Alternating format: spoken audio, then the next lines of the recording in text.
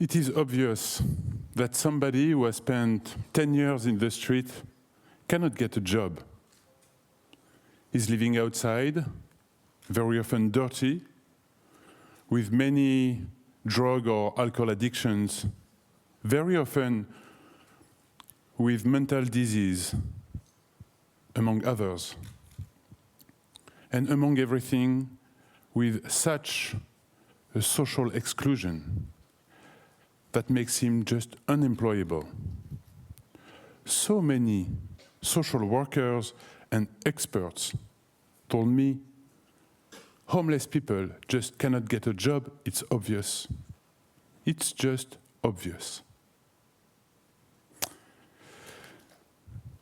Well, we, with a few friends, a few years ago, we said no to the obvious. And we decided to change the script of the story saying that homeless people could not get a job. What did we do? Sorry. We created a company, non-profit company called Emmaus Defi. This company has a very simple business model, just getting unused old products that individual citizens do give to us. We collect them, sort them, repair them, and sell them at very cheap price. Our activity actually is just a mean so that we can provide a job to homeless people. And 7 years ago, I started to hire 2 homeless persons, first month, and the month after, 2 other homeless persons. And the month after, 4 homeless persons. And the month after, 8 homeless persons. And today, Emmaus Defi is a company employing more than 200 employees, most of them being former homeless people. So we change the script of the story, saying that homeless people cannot get a job. Was it easy? Did we succeed immediately? I will tell you immediately no.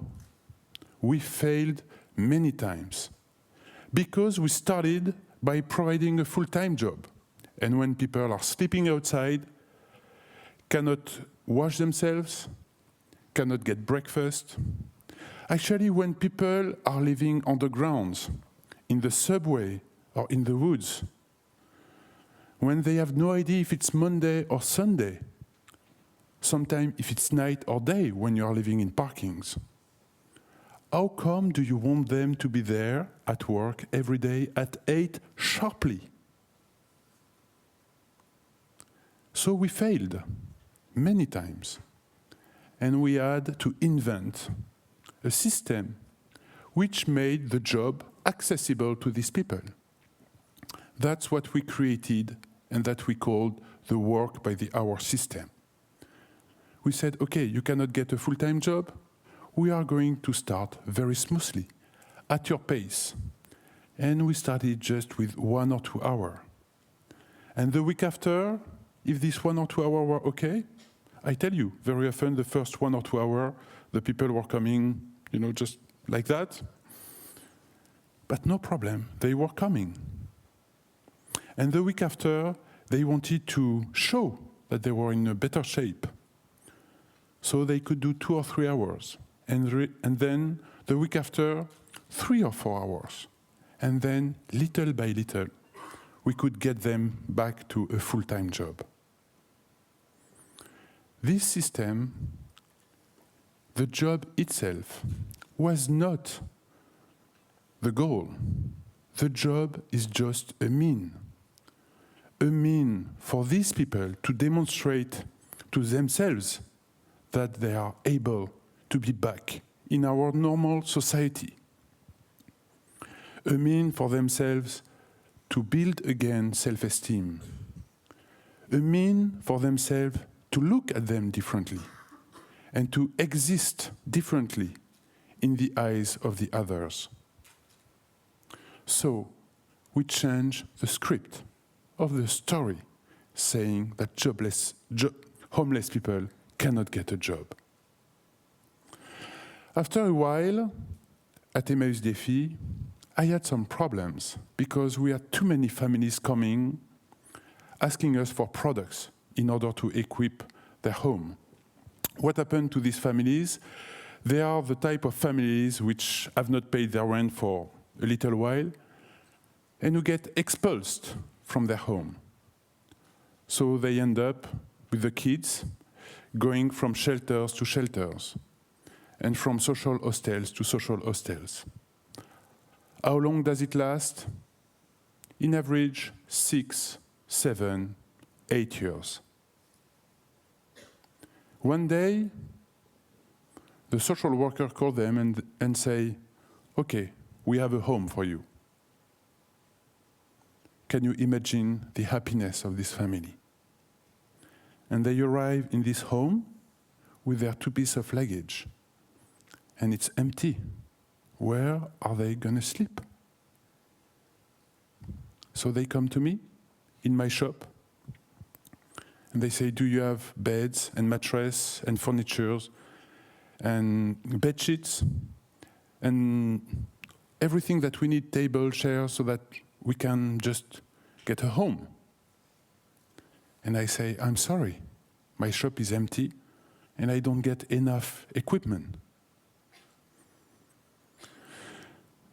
So I said, what are we going to do? If we don't get enough staff from individuals, we are going to go to companies to ask them to help us. So many people told me, don't expect companies to help you fight homelessness. They just don't care. They have to do business, and they are not the one who are going to, on which you can rely to help all these families. And I said, we have to change the script of this story where companies don't care, because it's not true. Inside the companies, you have people like you and me working and feeling that sometimes they need to do something. And I met this vice president in the biggest French wholesaler company. And I told him my story. And he said, you know, I cannot help you. I don't want to help you. What I want to do is to build together a business activity, non-profit, but a sustainable business activity to equip this family. As a wholesaler, we are going to do like the food bank. All year long, we have promotions. And at the end of the promotions, I have plenty of unsold products that I need to get rid of. And it costs me some money. So if you find a warehouse where we can stock this product, then we will be able to equip all your families. And I said, I agree. So let's do it. But he said, it's not enough. I want my team in the supply chain to build with your team of homeless people this business activity. And today, we have a business activity being run by our 2 organizations. They manage, they advise us, they support us voluntarily in delivering all these products. And we have equipped, over the last 2 years, more than 750 families with all these products. And as I am speaking, it is every week more than 10 families coming to this warehouse and being able to be equipped. We changed the script of the story, saying that companies don't care.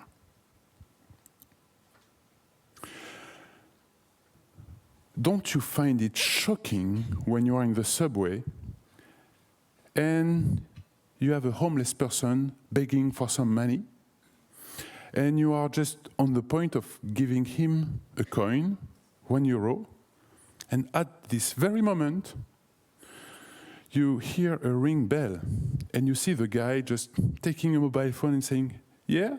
Oh, all right, yeah. Yeah. All right, I'll be there. See you. And you are with your coin, just thinking, fuck. I want to give him money so that he can buy food, not to pay his bill. Mobile phone is just luxury. This guy needs to eat. I'm ready to help him so that he can eat. Actually, homeless people prefer to have a mobile phone than a meal or a night in the hostel. And you know why? Because this mobile phone is their last address. It is the only way for them to be still in touch with a connected society.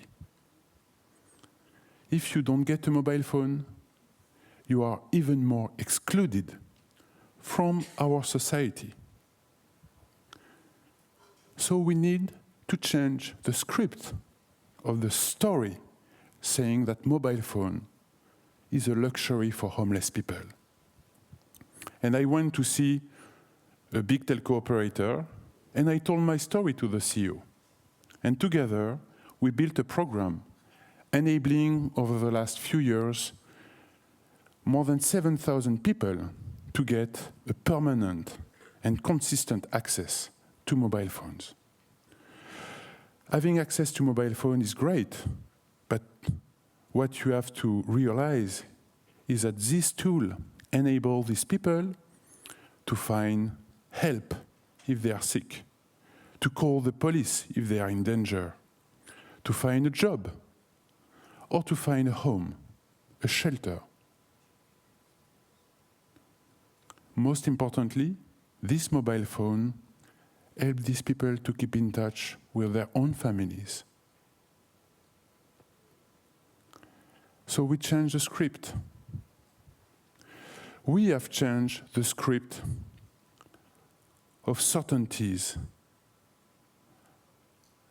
The script of these certainties that create so much suffering in our society. It has been tough. It has been sometimes painful. We struggled. We had so many difficulties. And we have had also so many failures that we learn from, to transform also these failures into drafts of future success. So it was not easy every day, but we found the energy inside ourselves, in the belief that it is possible to build a more human society. Because I have the very strong conviction that homelessness is not a fatality. And I have the very strong conviction that the light of life never gets extinguished. Our responsibility is to make sure that we create the environment for all the homeless people, so that this light, this small light of life, can shine again. And what we discover is that when this light shines again, our own light of life shines stronger. Utopia does not exist. What exists is the world that we build. So it's up to us, and it's up to you to change the script and to change the world. Think about it. Thank you.